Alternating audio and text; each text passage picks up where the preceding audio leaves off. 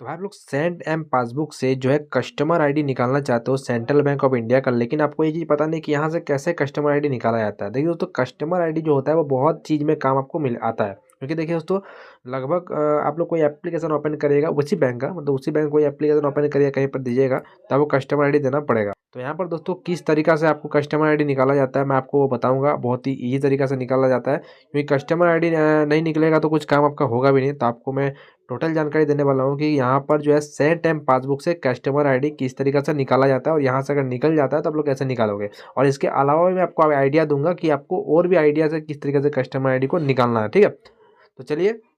देखिए, customer ID वो होता है कि सी आई एफ नंबर, उसी को कस्टमर आईडी बोला जाता है। सी आई एफ नंबर जो होता है ना, उसी को कस्टमर आईडी बोला जाता है, उसी के में सारा कुछ रहता है।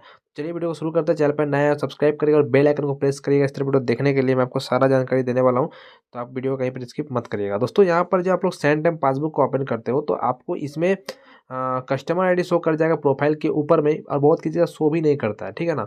अब शो इसलिए भी नहीं करता है कि वहाँ पर जब वो पहले का अपडेट में शायद दिखता था, लेकिन अभी का अपडेट में कस्टमर आईडी का ऑप्शन जो है या फिर दिखता है, जो दिखने का जो ऑप्शन देखा था वो हट चुका है, इसीलिए शायद यहाँ पर कस्टमर आईडी नहीं शो कर रहा है। और दोस्तों यहाँ पर कहने वाली बात यहाँ है कि देखिए, अकाउंट डिटेल्स में जो हम लोग जाते हैं तो अकाउंट डिटेल्स में जो कि नॉर्मल डिटेल्स रहता है वही आपको शो होता हुआ नज़र आता है। बाकी का यहाँ पर कुछ आपको ऐसा ऑप्शन नहीं मिलेगा। ठीक है। और यहाँ पर दोस्तों और भी ऑप्शन आपको देखने को मिलेगा, पर्सनल लीडर और पासबुक। पासबुक में भी आपको कस्टमर आईडी देखने को नहीं मिलेगा। तो पहले के टाइम पे आपको यहीं पर कस्टमर आईडी देखने को मिलता था, लेकिन अब यहाँ पर कुछ भी ऑप्शन शो नहीं कर रहा है। तो आप लोग देखिए दोस्तों, इस हिसाब से आप लोग कहाँ जाओगे और किस तरीके से कस्टमर आईडी को निकालोगे। देखिए, मैं आपको जो सिंपल तरीका बोलता हूँ उसको सिंपल तरीका को आजमाइए और एक कस्टमर आईडी निकालिए।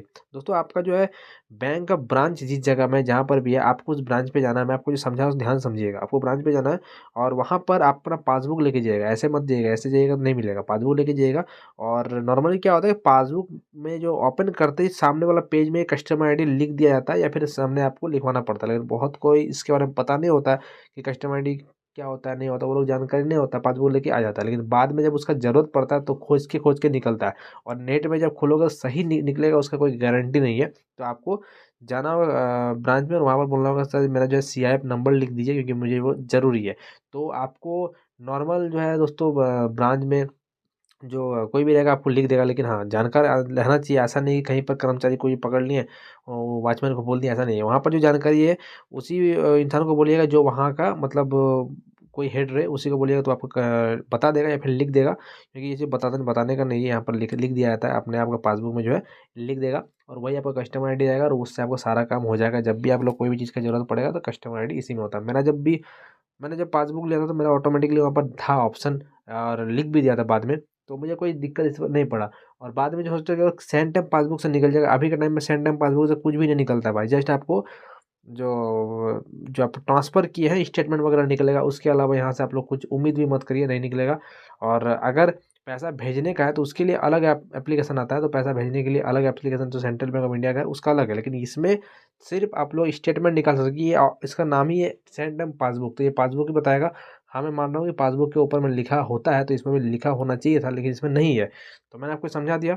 अब जो है सेंट टाइम पासबुक से जितना भी आपको इंक्वायरी था पता चल गया। अब इसके अलावा कुछ मुझसे और पूछा तो पूछ सकते हो कमेंट पे, या फिर मुझे इंस्टाग्राम जाकर मैसेज कर सकते हो। ठीक है दोस्तों, तो चलिए फिलहाल चलता मिलता बहुत जल्दी नेक्स्ट वीडियो में। तब तक के लिए जय हिंद, बना दो।